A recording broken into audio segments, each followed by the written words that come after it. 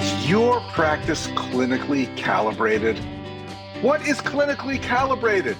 And what the heck does that have to do with Bitcoin Pizza Day? Well, you are about to find out on today's episode of the Dental Practice Fixers podcast, the podcast where we fix your dental practice, whether it needs to be fixed or not. So, hey, I'm Dr. Richard Maddow, co-founder of the Maddow Center for Dental Practice Success. And thanks so much for being with me today. If you are loving the podcast like so many people, because I get great comments all the time, please do us a quick favor. Go online and give us a 5-star rating, or even better yet, a short review. That would just be so helpful, and we will thank you forever. And I read every single review, so please do it. And you never know, I might even send you a little present or gift or handwritten thank you note. So please go ahead and do that. Okay, so is your practice clinically calibrated? And what does that have to do with Bitcoin Pizza Day? I'm about to let you know. Plus, we'll feature some great mystery shopper calls today. So a long time ago, 2010, this was a different era. It was pre-COVID, pre a lot of things. And this brand new thing called Bitcoin, a form of cryptocurrency, was just in its infancy. There was a man by the name of Laszlo Hanyecz. I hope I'm pronouncing that correctly. The odds are slim, but I hope I'm pronouncing it correctly. Anyway, Laszlo Hanyecz was in the mood for some delicious pizza, aren't we all? So his love of cheesy goodness and technology combined, and he posted on an online forum that if anyone was willing to deliver 2 piping hot pizzas to his doorstep for 10,000 Bitcoins, they were on. This just little did you know, this innocent posting was about to become a legendary moment in cryptocurrency history and maybe even dental history, as you're about to find out. So a brave delivery guy from Papa John's accepted the challenge, and on May 22nd, 2010, the pizzas arrived to Laszlo's doorstep. He paid 10,000 Bitcoins for it, and this was the first recognized transaction where Bitcoin was traded for tangible goods, and Bitcoin Pizza Day was born. It forever commemorates the combination and union of technology and gastronomy.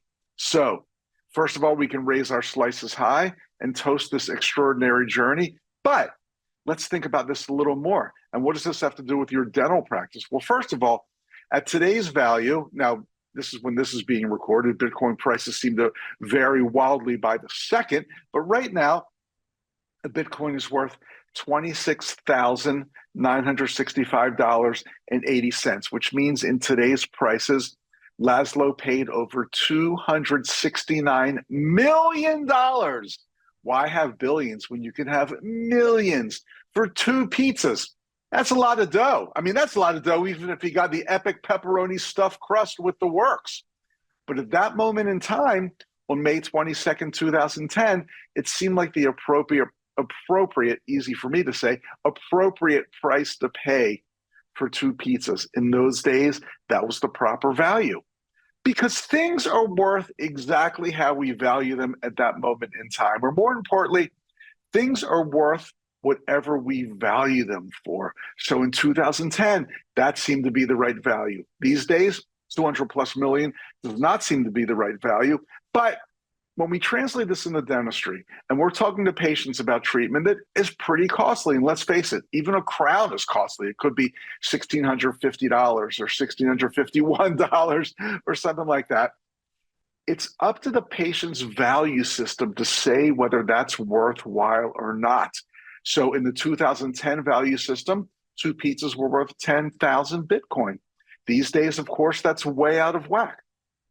But I've noticed that many times when dentists or team members are talking to patients about treatment, they let maybe their own value system get in the way, or certainly they let the patient's value system determine, is a crown worth $1,600? Is an implant worth thousands and thousands of dollars? Is scaling and root planing worth whatever our fee is? And sometimes we forget that the patient's value system is at play here. So what do? We don't talk about why this treatment would benefit them and why it's worth whatever our fee is. If patients are not accepting treatment because it's too expensive, or they feel it's too expensive, they're probably using their own value system to determine what makes something expensive and what makes something worth the money. And if they don't understand, in plain English, the benefits of the treatment, then there's a great chance it will not match their value system. So when we're talking about treatment to a patient, let's tell the patient why these crowns are worth $1,600. They will look better. They'll make the patient feel better. They'll make the patient chew better. They'll make the patient healthier. And they will last a long time. And also, we need to talk about the consequences of not getting the treatment done. Sure, a crown might be $1,600, but if they don't understand the consequence of not getting it done, that may not match their value system. But if they understand that if they wait or don't get this treatment done, that could lead to further decay, the need for root canal, fracture, possible extraction with an implant, all these things, well, it doesn't make sense to them.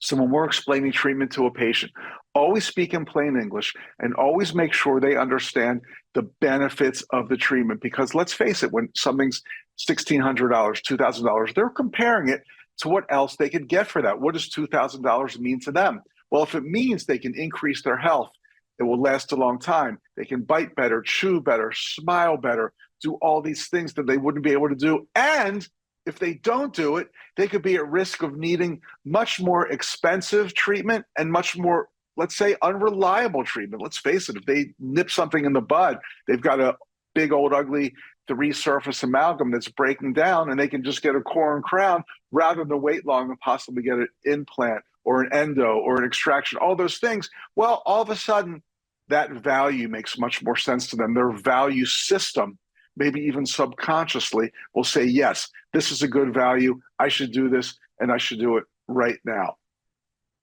So this leads to what I call clinical calibration.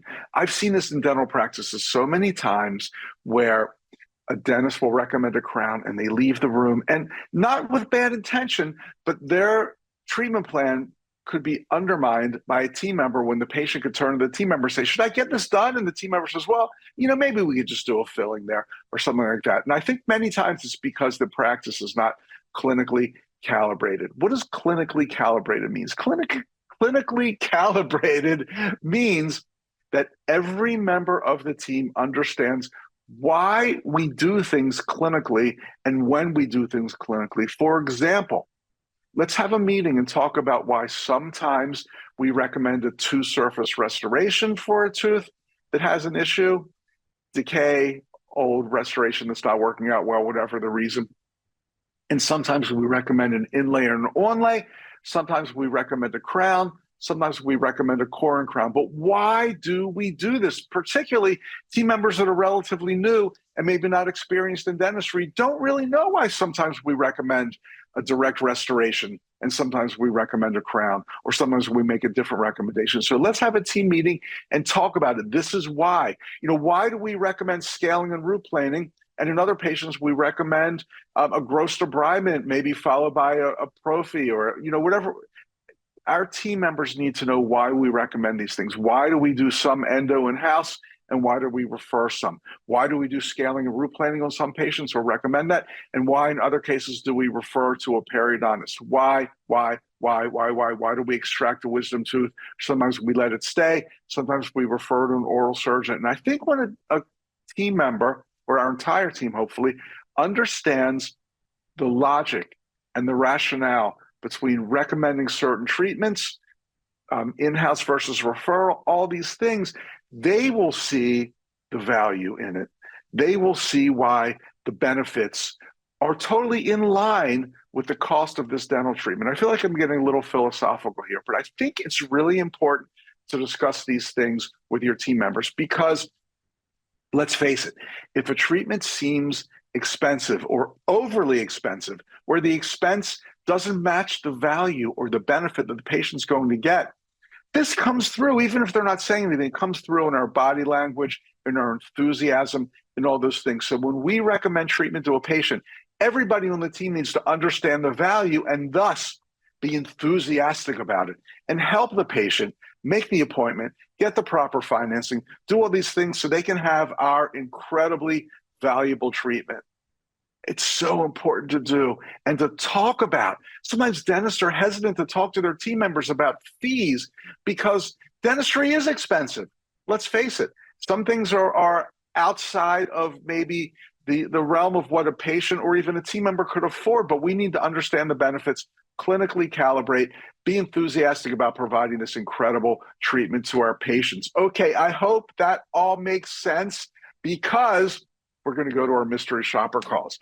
And our mystery shopper potential patient needs a couple crowns and they want to know how much those crowns are. So can we call a practice where they enthusiastically talk about why crowns are such a great value and such a great benefit? I don't know. We're about to find out. But speaking of value, I want to remind you quickly that at the Matto Center, we use Stacks for our credit card processing because of the incredible value. They don't charge that nasty overage percentage that nobody likes, just a flat monthly fee for the processing. So we get great service, great technology. Of course, all the transactions are super smooth and just that low, flat monthly fee. Want to know more about Stacks?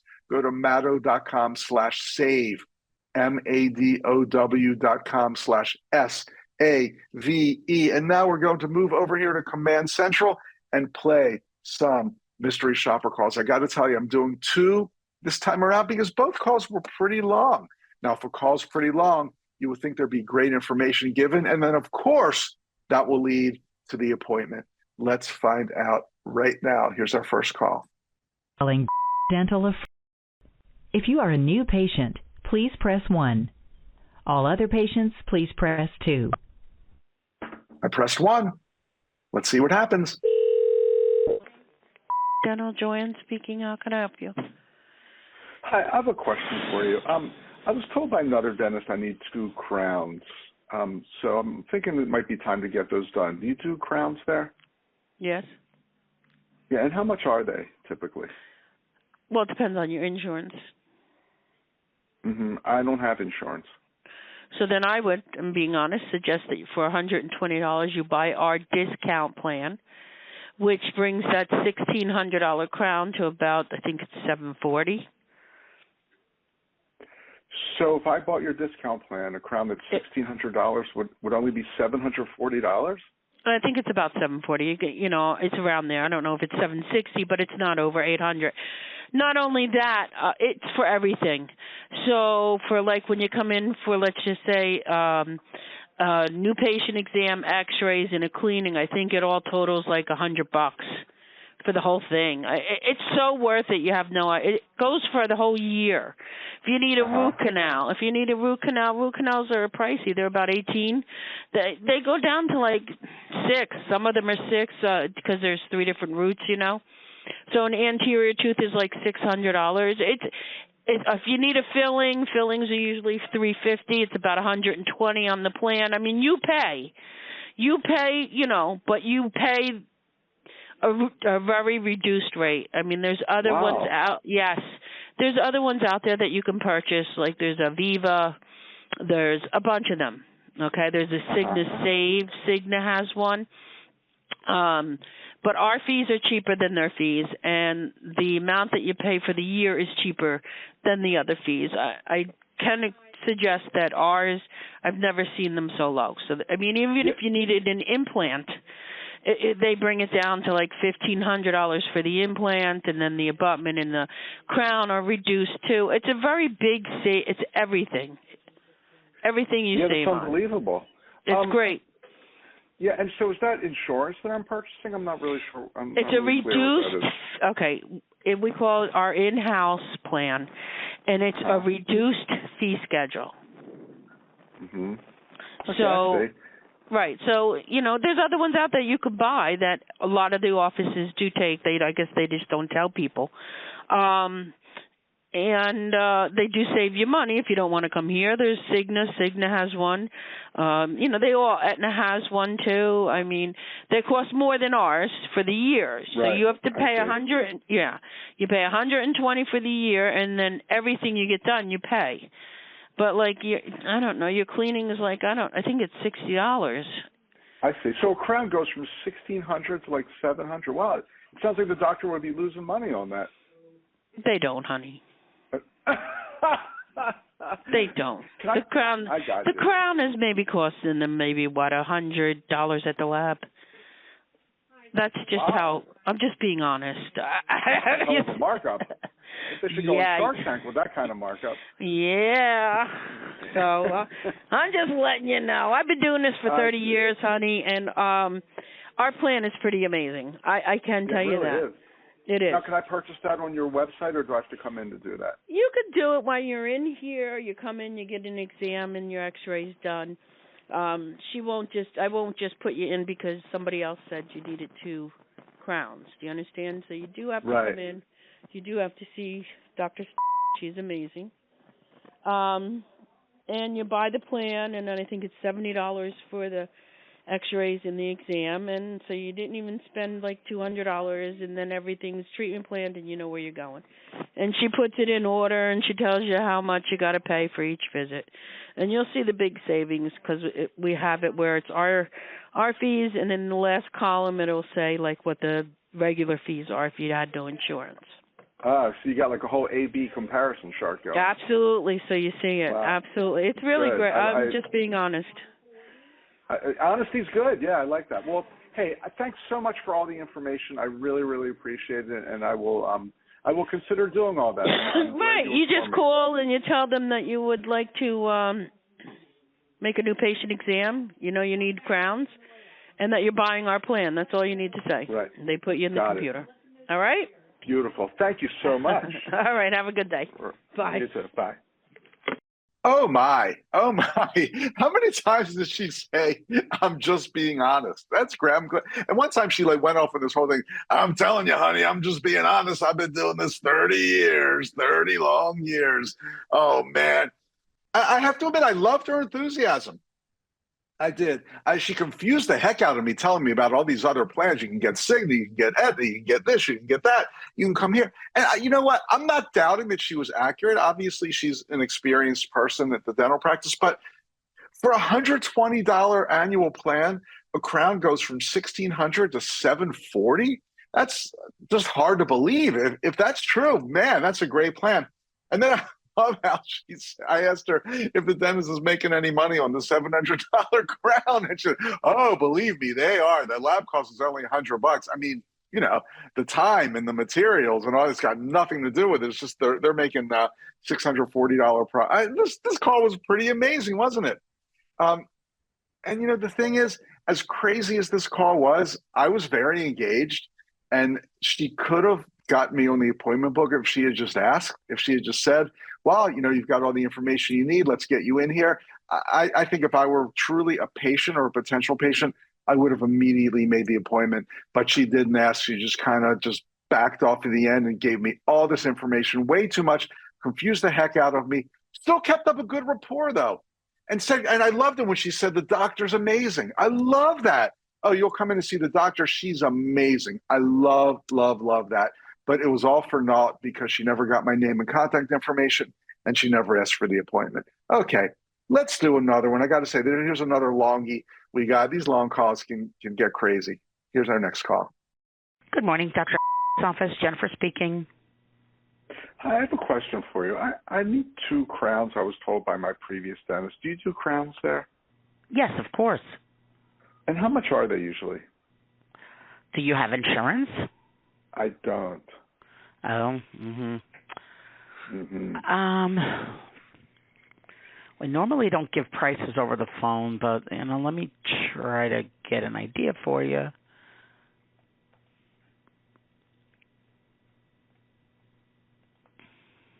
Not sure what she's doing there.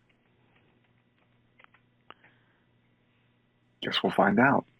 Yeah, you sounded really disappointed that I don't have insurance. Should I try to get some insurance? Is that something I could do? Yes, you should try to get some insurance.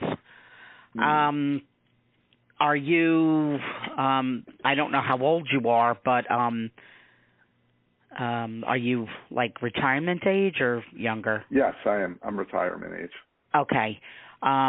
AARP has a really good plan that they use through Delta.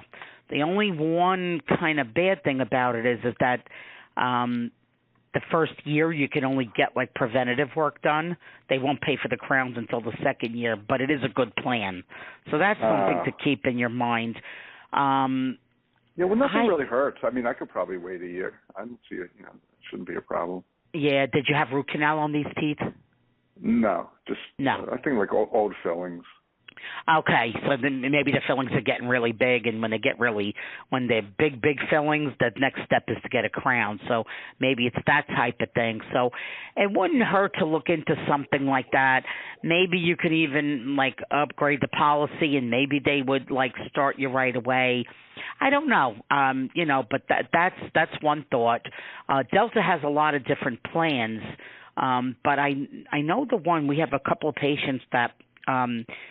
I told them to get the AARP, and it works really good. It's almost like the same insurance as if you work for a big company.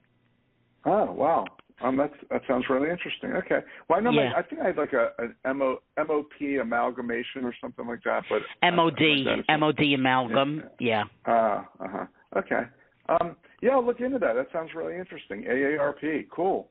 All right, I'm not a member, but they send me so much crap in the mail. It's like Yes. So they have a pretty good dental plan. So that I know for sure because I have a couple of patients that have it.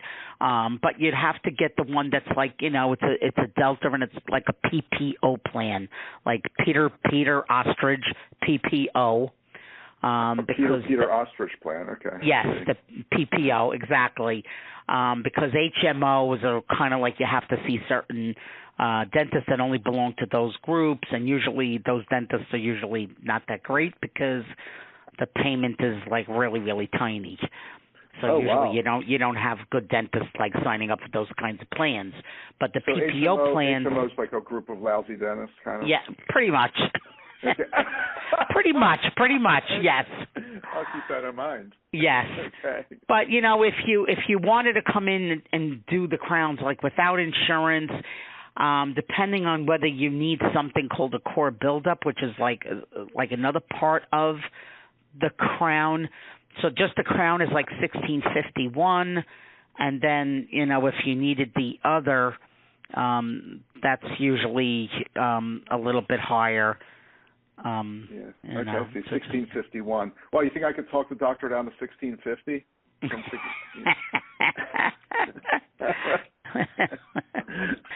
No, but we might give you percentage off for good humor, and then the other part of it is like $395. So in total it comes to like almost $2,050.